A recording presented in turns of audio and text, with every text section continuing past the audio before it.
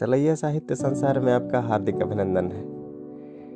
आज तमाम संतों की चर्चा के अनुक्रम में गोरखपुर के मौनी बाबा की चर्चा आपके समक्ष रखते हैं। वैसे संत महात्माओं की चर्चा, उनका संवाद, उनका यशगान सुनते ही मन आह्लादित हो जाता है और एक ऐसी स्फूर्ति, ऐसी ताजगी पैदा होती है कि लगता है जीवन एक नई धारा की तरह बह चला।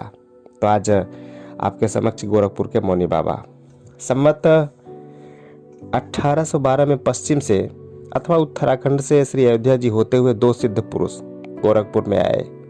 बेतिया के अहाते में दोनों महानुभाव ठहरे। उनमें से एक मौनी थे और दूसरे परमहंस। कुछ ही दिनों के बाद परमहंस जी चले गए और बरहज में पहुंचकर पुण्य सलिला श्री सरयू तट पर भजन करने लगे, परंतु मौनी जी वहीं रह गए। उस समय उनकी अवस्था 60-65 वर्ष की रही होगी। डील डौल बहुत लंबा था, मुखमंडल ज्योतिर्मय था, केवल एक कौपीन धारण करते थे।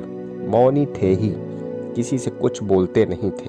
एक वृक्ष के नीचे उनका मृगचर्म बिछा हुआ था, उसी पर वे ध्यानमग्न बैठे रहते थे। क्या खाते पीते थे किसी को मालूम नहीं। प्रातः बड़े काल कहीं से स्नान करके कमंडल में जल लिए बहुधा दिखाई देते थे। कब वे स्नान को गए, कहाँ गए, कोई नहीं जान सका। एक दिन बड़े आश्चर्य से लोगों ने देखा कि पृथ्वी पर एक हाथ ऊंचा उनका आसन उठा हुआ है और वे अधर में स्थित हैं। इस दशा में वे 11 दिन तक रहे। दर्शन करने वालों की सदा भीड़ लगी रहती थी। मौनी जी दर्शकों की भीड़ से ऊब गए। उस अहाते में स्थित एक खपरैल के मकान में घुस गए और पल्ले बंद करके उसी में रहने लगे। किसी समय भी किसी को दर्शन नहीं होते थे।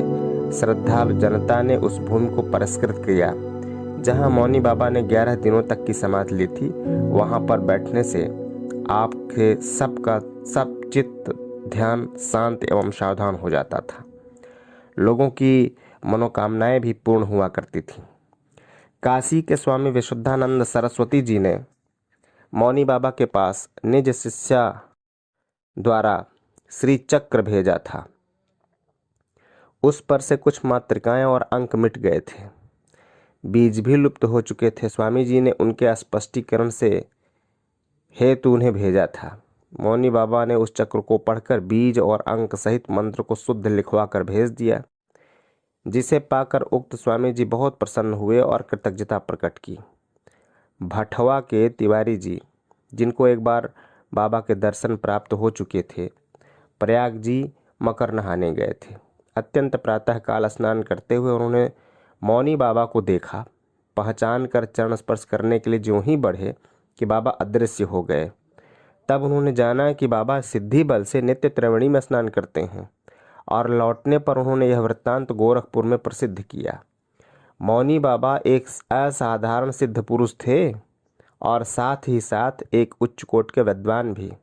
ये दोनों बातें एकत्र नहीं दिखाई देती। बहुत दिनों तक सबको सुखी देखकर अतुल उपहार करके सन 1893 ईस्वी की 23 जुलाई को बाबा एकाएक भौतिक शरीर त्याग कर परमधाम को पधार गए।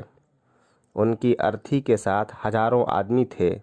स्कूल और पाठशालाओं के छात्रों की संख्या भी पर्याप्त थी। राप्ती नदी के किनारे फोटो लिया गया और अंतिम दर्शन से जनता कृतार्थ हुई।